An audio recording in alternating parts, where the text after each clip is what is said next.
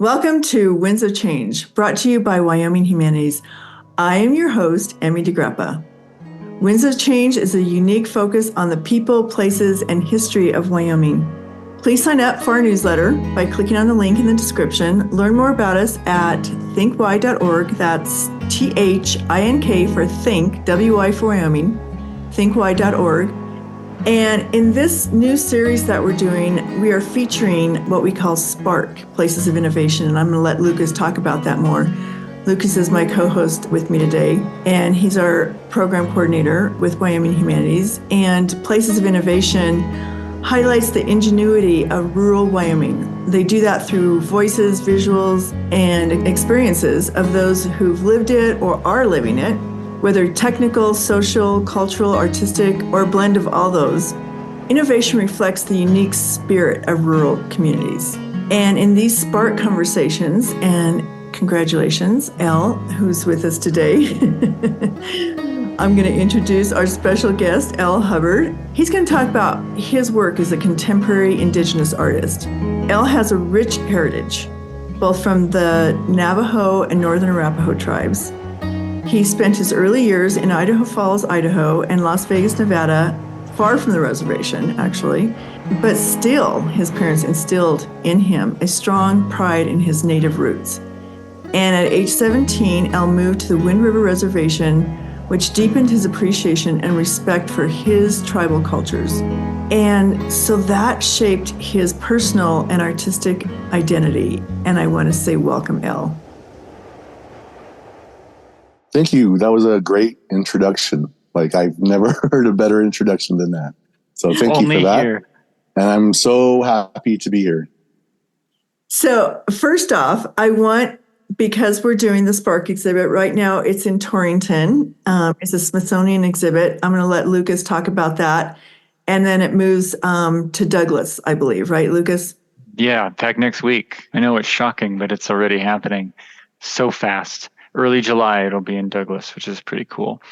Yeah, so Spark, Places of Innovation, the whole idea behind this exhibit is to show people the conditions that create innovation in a community. And the categories are technological, cultural heritage, artistic, and social innovation. What's great about these themes is that they're so broad, it could really be any sort of innovation can apply. And one of the things I've learned being a part of this exhibit is how unique artistic innovation can be. It's not something I've thought about a lot, because those other three areas I'm pretty familiar with. At least I thought I was. Learning things in all four categories. But artistic innovation is really a cool approach. And so we're really excited to have you here today to talk about your artwork and the trajectory of where you see art going in general, not just with your work, but probably even in the field itself would be really interesting. I'd like to find out more about your thoughts in that direction too. Oh. Yeah. When you say artistic innovation, like a light bulb pops in my head. Like, that's exactly what I strive to integrate into all my work, is how innovative is a painting, how innovative is the idea behind my visual language. So that's always been a big part of who I am as an artist.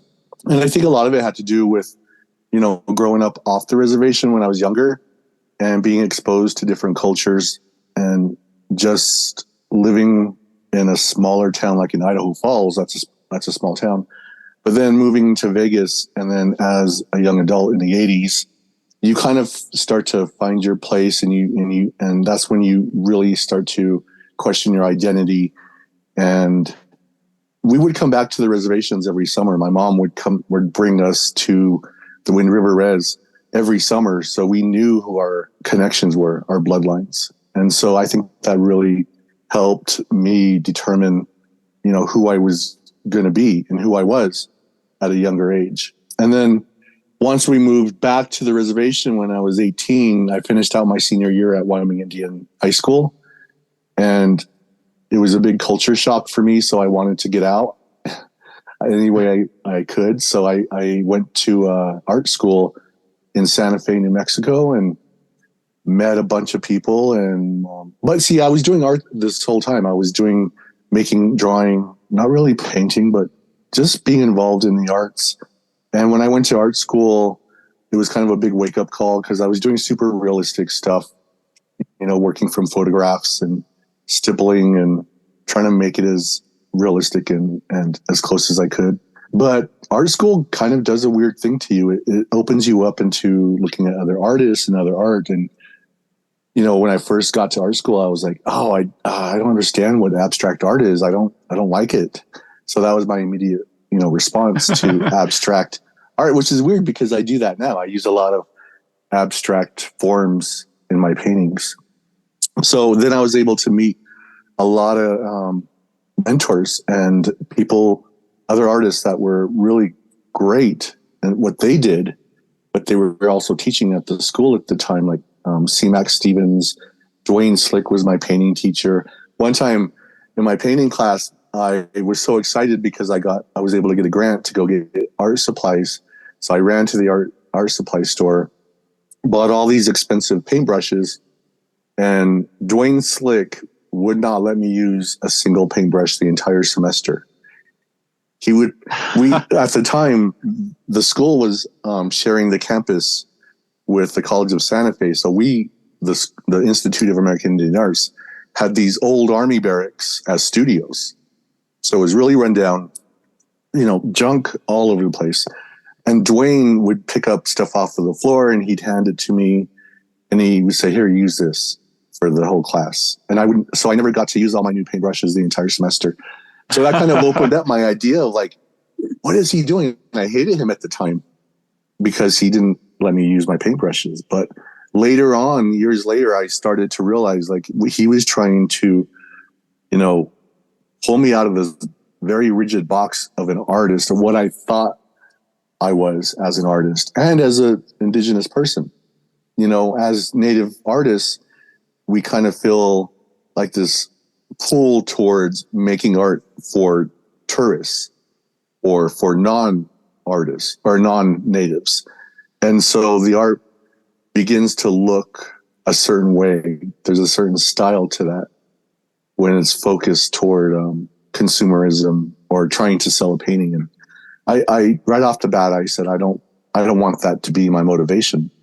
I don't want money to be, dictating what kind of art I'm making.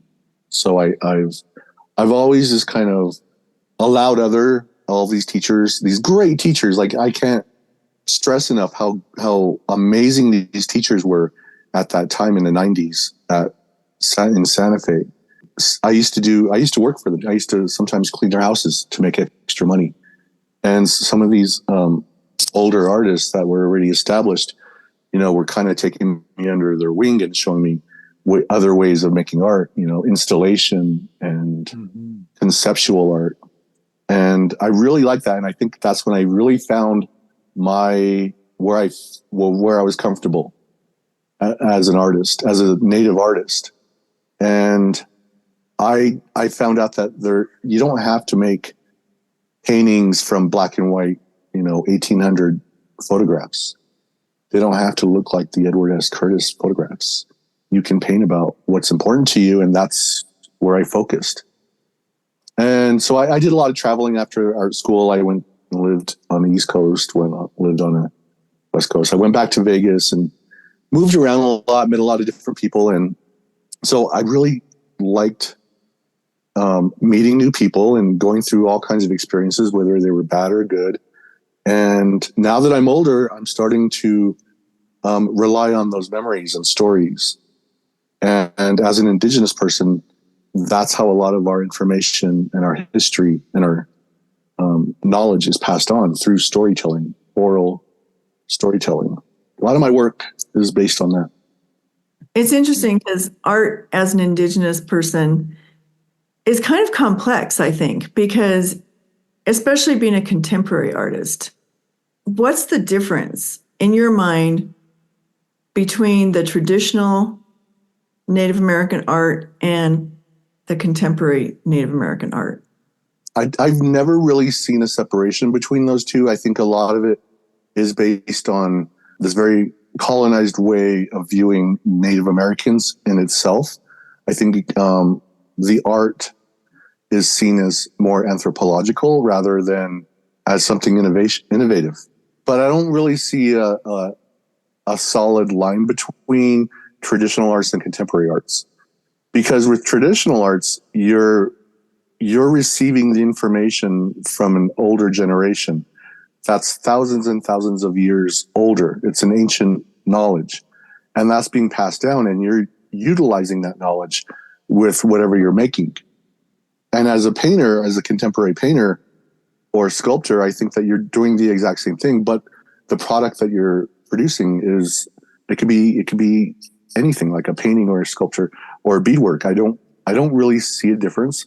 But as Native artists, there's a big difference between, and I just found this out. Just epiphany came to me yesterday afternoon. I was applying for this grant, and when you go through these stages of a startup grant, you have to explain what your business plan is. You have to give a slideshow and all that. And I'm sitting here trying to figure out, how do I explain the importance of elders, and how do I explain the importance of knowledge keepers, and how those people are my partners. So I worked for a school district here on the reservation, and part of my job was to create learning materials in the classroom that were customized for Indigenous students. And trying to explain that to a non-native or in written form is pretty difficult and frustrating, because some of the feedback from the jurors was, if you want to learn more about your culture or your history, let me give you a list. Here's a list of museums you can go visit. Cody Museum, they do great with Indigenous education.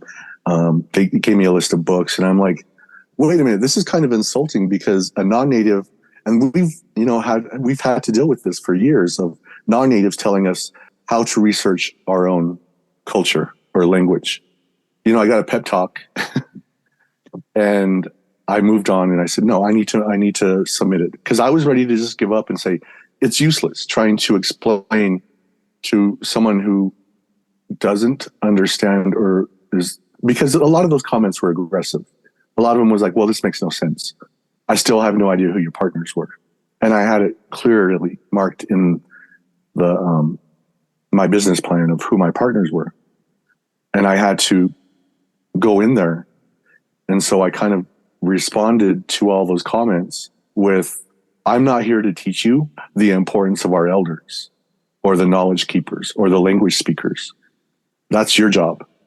But my job as an artist is to convey all of that information. And then that hopefully will spark conversation. In art school, that's like one of the main, topics that they teach you, is you want to spark a conversation. Anyway, I get off topic a lot, but I hope with my art that I'm sparking conversation, because as a Native artist, when we look at our own work, when you go to art school, you learn about the elements of design, composition, texture, color, all of that. You develop your own color theory. So that's one way to look at art.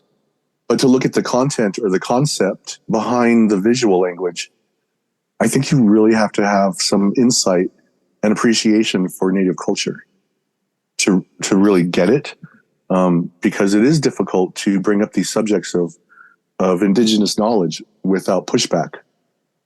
And that's frustrating, because any given day, a Native person, not just an artist, but a Native person, goes through so many code switching. We have to switch it up constantly. Walking to Walmart, we have to kind of, defend ourselves constantly.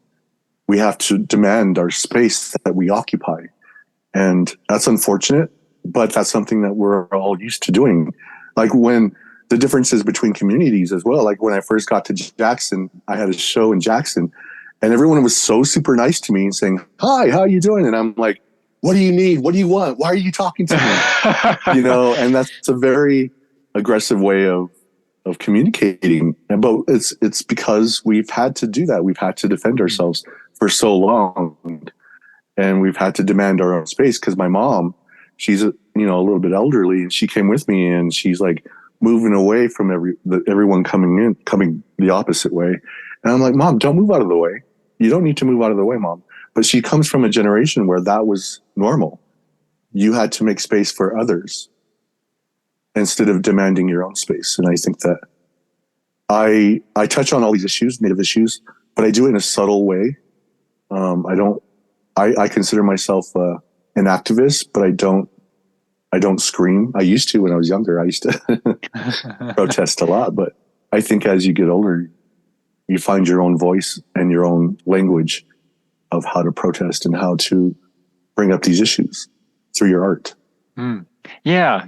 I'm glad you brought that up, because I think it flows into a question that I've had, and you might have touched on this a little bit, but maybe we can drill in a little bit more. But with your current collection touring now, way back now, right? That's I want to make sure I get the name right.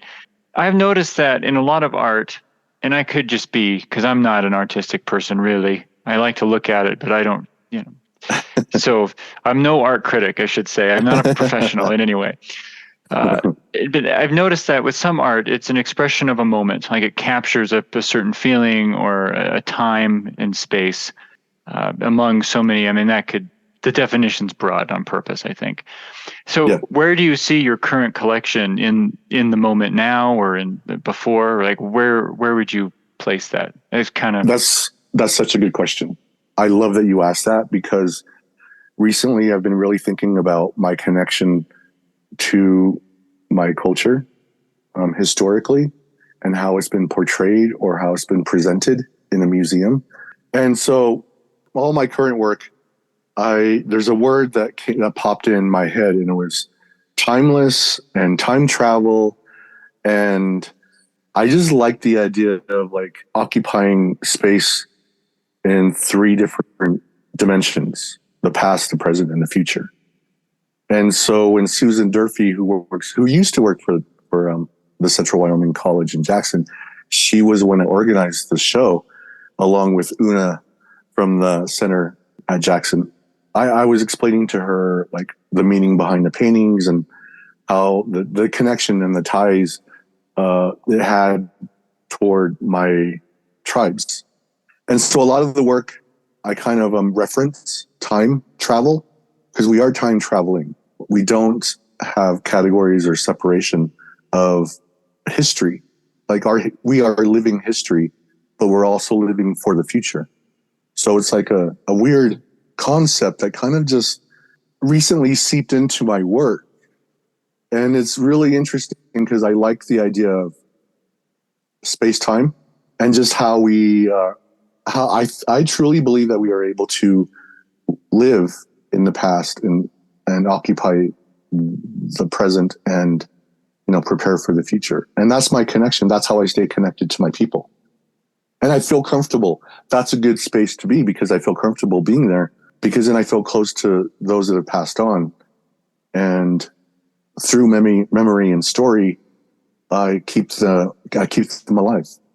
I use a lot of polka dots in my work, and those reference, I call them spirit dots, but those reference my ancestors, those that have passed before me. So I've been using polka dots since I was 18 years old. I just started using them, and I can't help not put them in there. Like I sneak my polka dots in there, whether I paint over it or not. I always put polka dots in my paintings. But that's a good question. Like, I mean, we don't separate time. It's not linear for natives. I don't want to speak for all natives, but at least for my understanding and my through my filters, that's how I connect, is time traveling. So as I'm painting, I'm remembering certain designs that were used for mountains. I'm remembering the colors that they had used for moccasins or for a parfleche design or a box.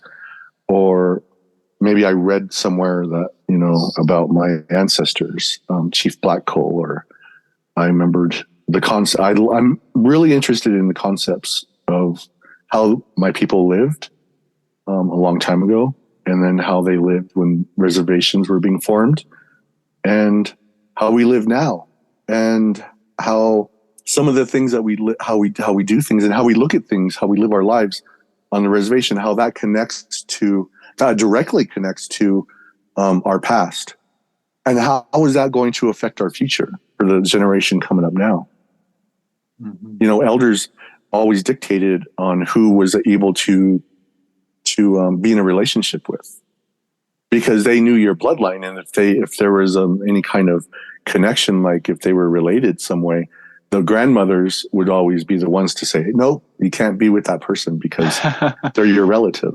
Right. So, you know, we're losing a lot of that. A lot of the older ones telling us, you know, what you can and can't do, because now our elders are like my mom, who grew up in a system where they were punished for, you know, speaking the language, and they were direct descendants of this whole mission to get rid of Native America, indigenous populations. I mean, let's be honest, it was genocide. You know, there was, you know, Congress had developed plans to get rid of natives. I mean, that's just a fact. And a lot of people forget that. And there's reasons why things are the way they are now. You know, it's too easy to just kind of say, okay, well, you know, we're not going to talk about this. We're not going to talk about that because I don't understand it. But I think if you really do a deep dive study on our history, you'll know why things are the way they are today. And I like to embed my paintings, because I do a lot of layering too in my paintings. So sometimes I'll throw like a receipt from in 1800s or early 1900s. I have these. I do a lot of collage, so I'd have these receipts from these old stores.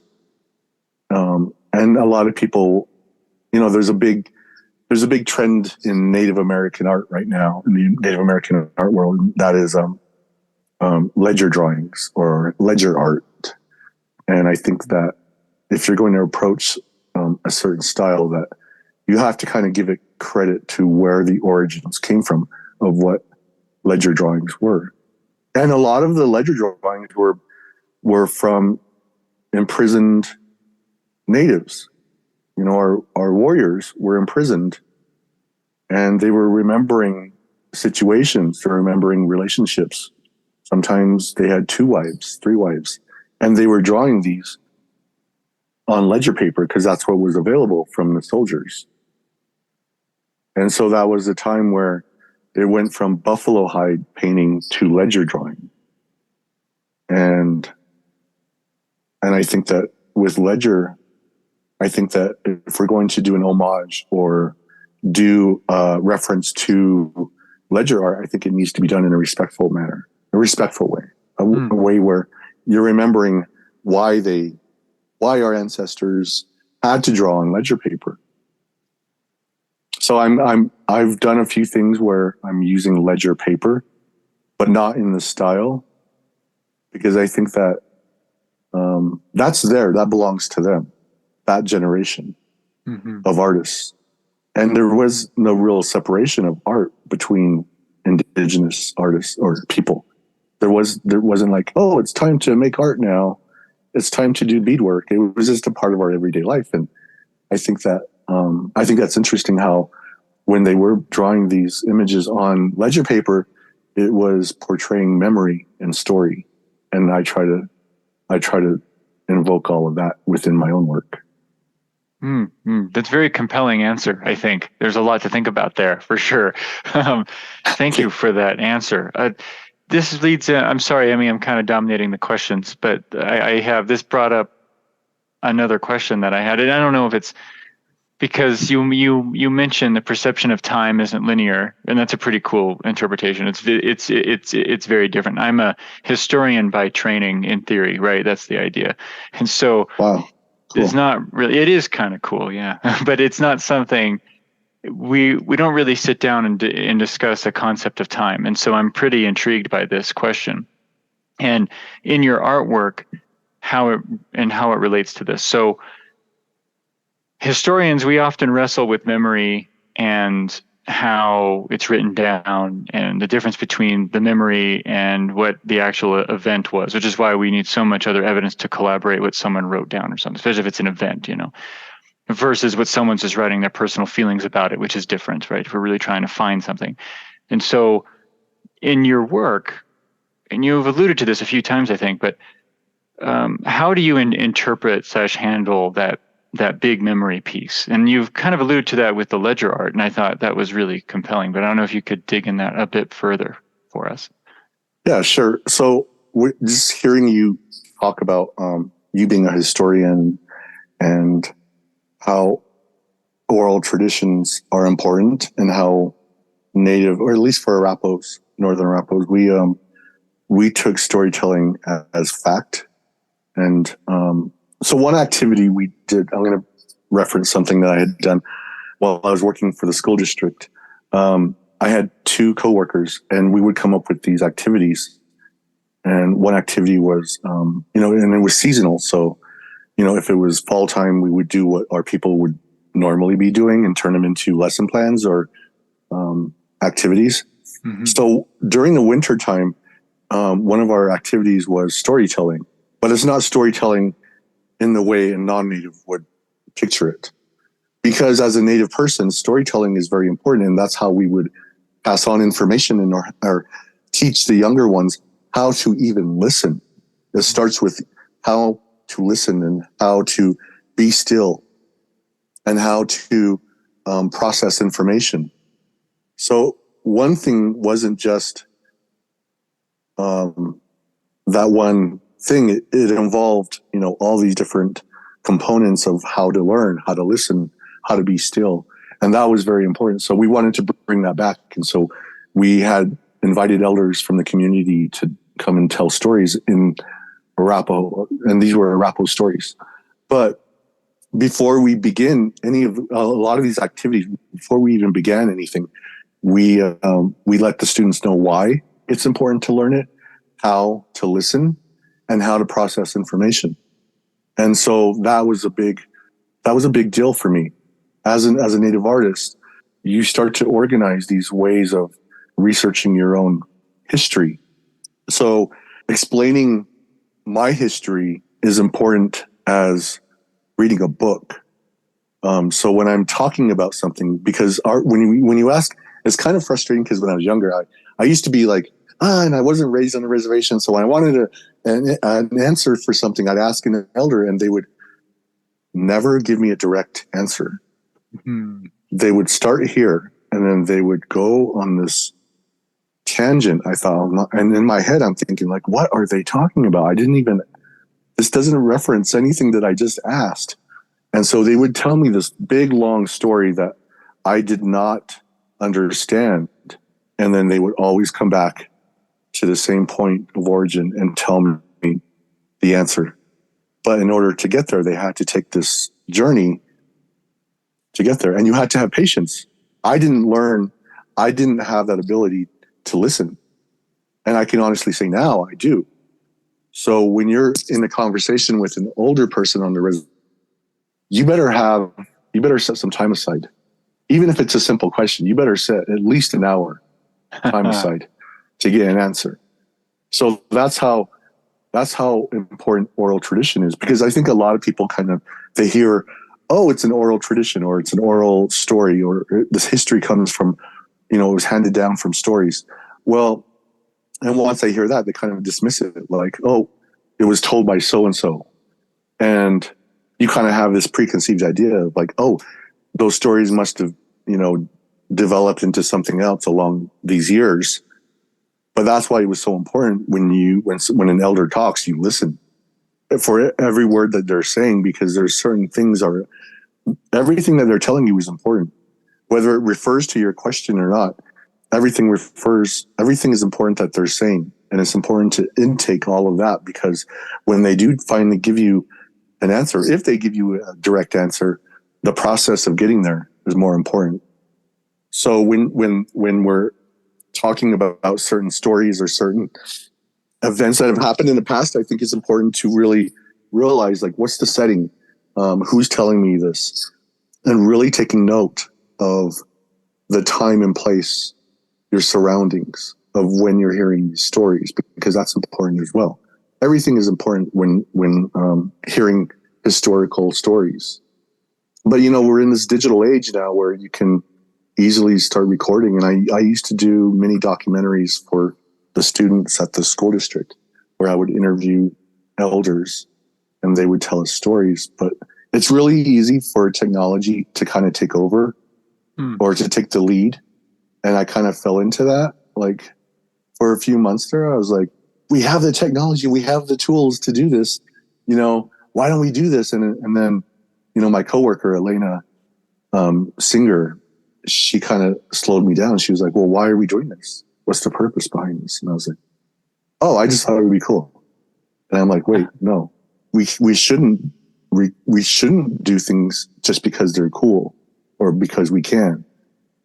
We should use technology as a tool to help assist and support ideas.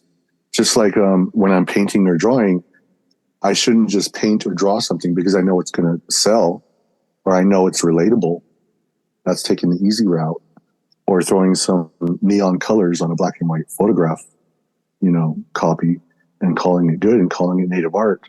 I think we have to really investigate. It's our responsibility as native artists to really investigate and be innovative in an artistic way, because that's what our people did. And we have to honor that process of being innovative and finding new ways of expressing ourselves and telling stories. Have a purpose is what I'm getting from this. Like, yeah, use technology, use this stuff with a purpose. Don't just, I see. I like that. Because when we talk about history or science or conservation, it's not separated. And I always started my talks whenever I talk to the students. I'm always telling them, there's no separation. It's not culture time. It's not language time. It's not math time. It's not, you know, all of this is integrated into our being.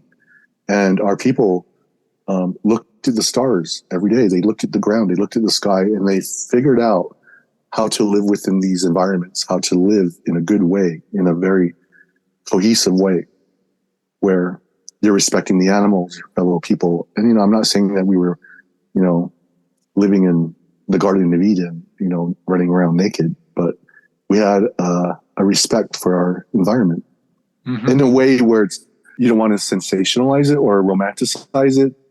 I think a lot of times people think that we automatically know how to speak to animals, or that if we start singing, butterflies will come to us and land on our hands. But, you know, it's very romanticized. Right. But, you know, there was a time where we could talk to animals, but in a very realistic way. And I think that if we approach all of this indigenous knowledge in a way where it's not romanticized, I think that's important to cultivate our present day and to prepare for the next generation. We have to teach them how to listen. So when I make some of my paintings, like this painting behind me, it's a blank, you know, I do a lot of white on white paintings, but I'll throw in different pop images or different references to my culture or stories. And I like to do that because you don't understand it right away. And I want when I do my paintings, I want the younger generation to kind of have to figure it out and maybe see something that they're familiar with and say, hey, I know what that is.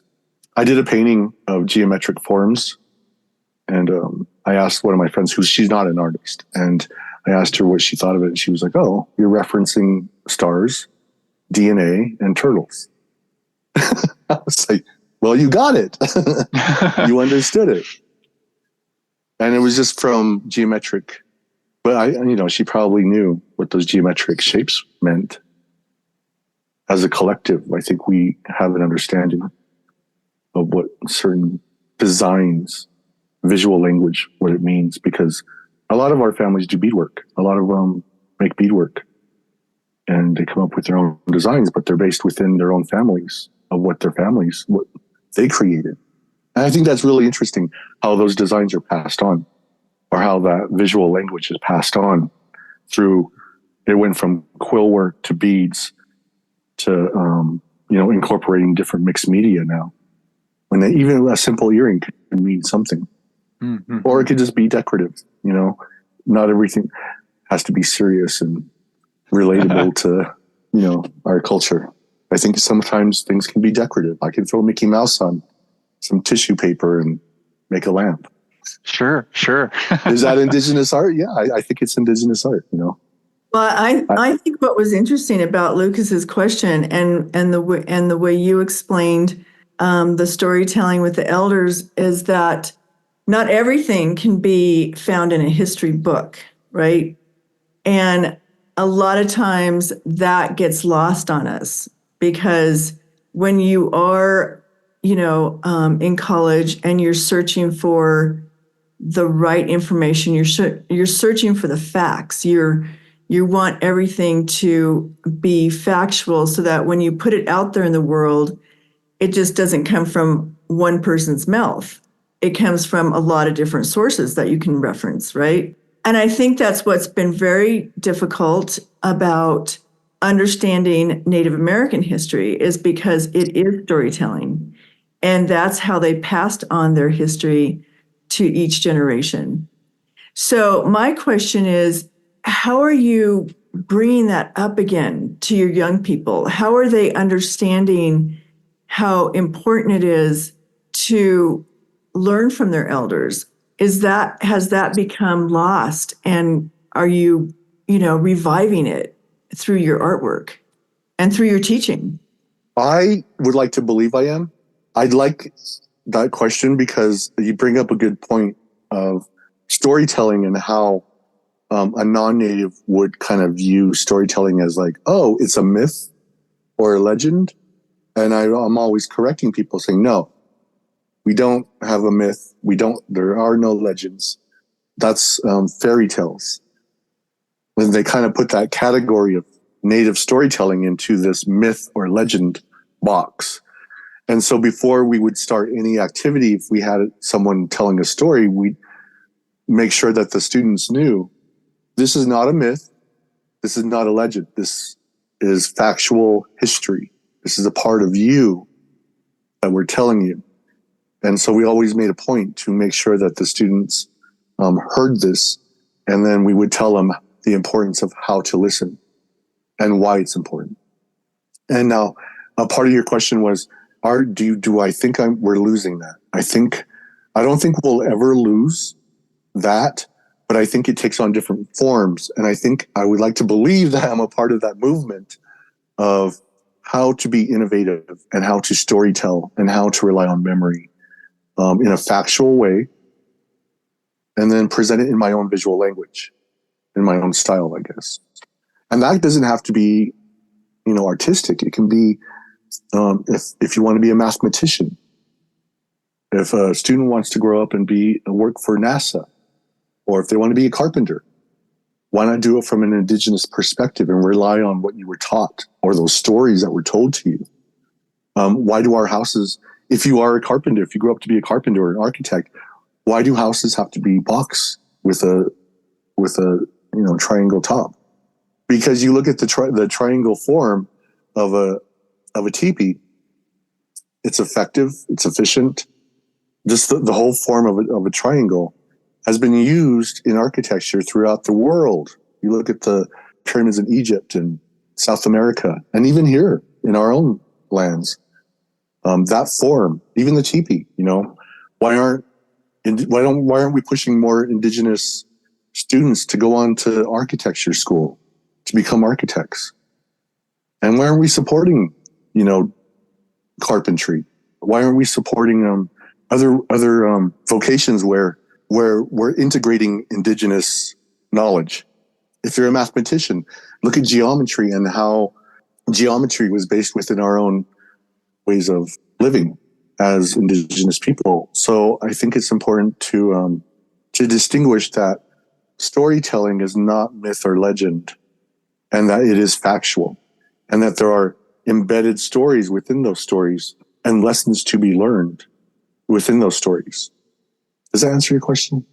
Yeah, no, absolutely. I think that that's what is so interesting in the humanities. It is always the age-old question is the question why, and our human experience. Whether you're native, non-native, everybody has that burning question of why they do what they do. And, you know, how did we get here? And I think you're doing important work because you are looking back, but you're also looking forward. And living on the reservation, you know, as its own rural community, that's how you are creating this place where you can reach young people and help them navigate and hang on to and carry forward their own native culture. That's super, super important. Yeah, I really, really like that idea, what you just said, because I think that I've never been motivated by art. I mean, by money. I've never made art to sell. I mean, it's a great part of it, but this artist I used to work for, C. Max Stevens, she's an installation artist. She never sold anything. And I'd go to openings, and they were huge openings in Santa Fe. And she would have these rooms, you know, installation pieces. And people would come up and say, hey, I want to buy this wall, or I want to buy this pile of noses. And she'd say, well, they're not for sale. And she never sold, because she was an installation artist. She never really sold anything. But she made tons of money through grants and fellowships. And her work is amazing. And that fact that a lot of people don't know who she is. I mean, she's getting older now, you know, but just seeing how she turned away money. She wasn't in it for the money. I always admired that. And so I talked to her last month on the phone, and I told her, yeah, I'm not really motivated by money. And she was like, well, if you can make money off of it, then do it. I'm like, you are my big motivation on, you know, not making art to sell. And now you're telling me to sell it. She was like, well, if you can sell, if someone appreciates what you make, then sell it. So I think that with this younger generation, I think I tried to, like, we worked on a painting, an oversized painting for the library. And I wanted to stress the importance of the concept and the content inside the painting that you're making is more important than the value that you're going to sell it for. And I think that too often young native artists are pushed to sell or to make art that is recognizable or digestible for the masses. And making things can be commercial. You can go down that road. But I think if you really want to make a difference and you want to be a part of this innovative artistic road, then I think that you have a responsibility to be innovative, to question the tools that you're using, the materials that you're using. If you're using acrylic paint, why not try oil paint? If you've tried both of them, why not try incorporating something else? Why not make your own paint? What did our people used to make paint out of? You know, and just questioning everything and trying everything, because then that's how you establish yourself as a young artist. And I love to see collage and mixed media, because that's the artist experimenting and playing around with new materials. And that's how I got where I am, because of the great teachers I had. They would, you know, subtly introduce different things, you know, like try collage, try shadow boxes, try installation, try sculpture using a bike tire. And I've been on this path for so long that I think I realized, like, I'm happy with the path. You know, I wasn't so rigid. You know, I didn't go to art school saying, oh, I'm this kind of an artist, you know, but I always had a very well-defined sense of identity. You know, I knew I didn't grow up on a reservation, but I knew who I came from. I was proud of all of that. I'm proud to be Arapaho. I'm proud to be Navajo. And I think it's important to embrace all those things about you. That way you can incorporate that into what you're doing. And it affects in that way, if you're true to yourself when you're making art, I think it affects others in a way where it'll surprise you, because it has surprised me over the years, where people have come up and said, your painting is amazing because this is, and then they go on to describe what it's done for them. And I'm sitting there like, wow, this person really understood, and they got everything that I was putting into these paintings, because I think of my paintings as kind of a poem. I'm incorporating maybe, collage or texture or a certain color or different iconography from my tribal background. And I'm combining it and arranging it in a certain way. And I'm hoping that, it makes sense, but that's not my big motivation. And if it does, in the end, speak to other people, that's pretty amazing. And it makes me feel really good, because that's happened. Like just the other day, I sold a painting, and she told me how it was important to her. And she told me the story about how it was important to her and her husband, and the importance of rivers and water and conservation.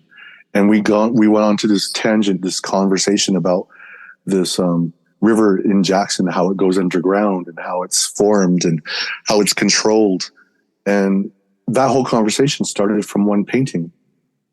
And I think that's important. As a Native artist, I think it's important to relay our history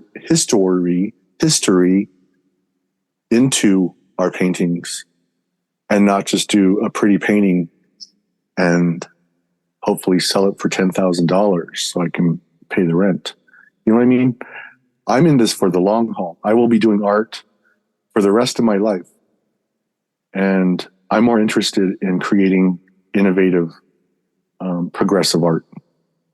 Wow. Well, it has been so great talking to you, Elle. You have such a great perspective in the way you explain it. And I think I'm going to name this podcast that your art is a poem. That is so beautiful. I like that too. Yeah. Yeah, that's something I picked up on too. Yeah. So thank you so much. And I'll let you know. What I want you to do before we end is, how can people find you? How can they learn more about you? Do you have Facebook, Instagram? Do you have a website? Where are the places?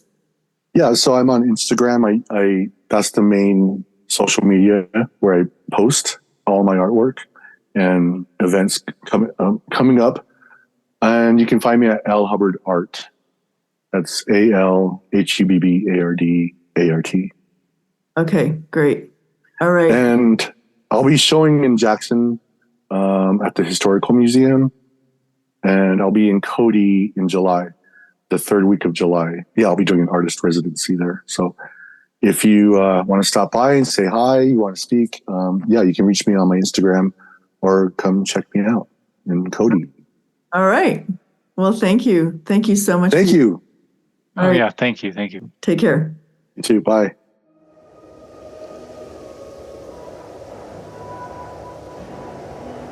Thank you for listening. I'm executive producer, Emmy DeGrappa. Winds of Change is brought to you by Wyoming Humanities, our co-hosts, and all the people who generously share their stories and their time. For more information, go to thinkwhy.org. Subscribe and never miss a show.